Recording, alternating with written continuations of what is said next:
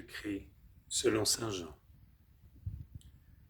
En ce temps-là, Jésus déclara : Amen, amen, je vous le dis, celui qui entre dans l'enclos des brebis, sans passer par la porte, mais qui escalade par un autre endroit, celui-là est un voleur et un bandit. Celui qui entre par la porte, c'est le pasteur, le berger des brebis. Le portier lui ouvre et les brebis écoutent sa voix. Ces brebis à lui, il les appelle chacune par son nom et il les fait sortir.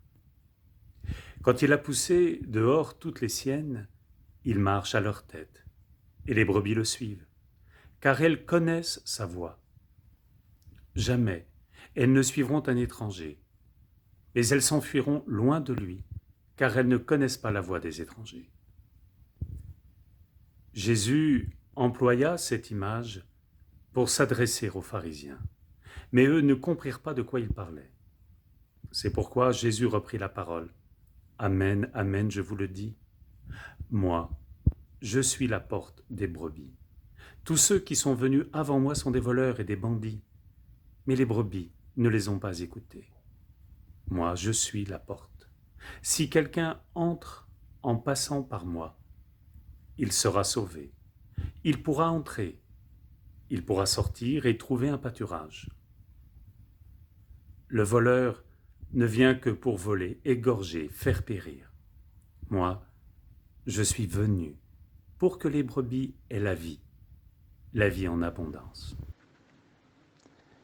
L'évangile que nous venons d'entendre, c'est l'évangile de ce dimanche, 4e dimanche du temps pascal. Et depuis saint Jean-Paul II, c'est le dimanche du Bon Pasteur, occasion pour nous tous de prier d'une manière toute particulière pour les vocations. Oui, puisse le maître de la moisson envoyer de nombreux ouvriers. En cette période de confinement, c'est pour nous tous une grande douleur de ne pas pouvoir nous rassembler pour célébrer l'Eucharistie. Mais sans doute est-ce aussi pour nous tous l'occasion, personnellement, en famille, d'ouvrir la parole de Dieu et de lui redonner toute sa place centrale. C'est le pape émérite Benoît XVI qui avait écrit une très belle exhortation apostolique après un synode consacré précisément à la parole de Dieu. Il écrivait ceci : Comme le dit saint Augustin, ta prière est ta parole adressée à Dieu. Quand tu lis, c'est Dieu qui te parle. Quand tu pries, c'est toi qui parles avec Dieu.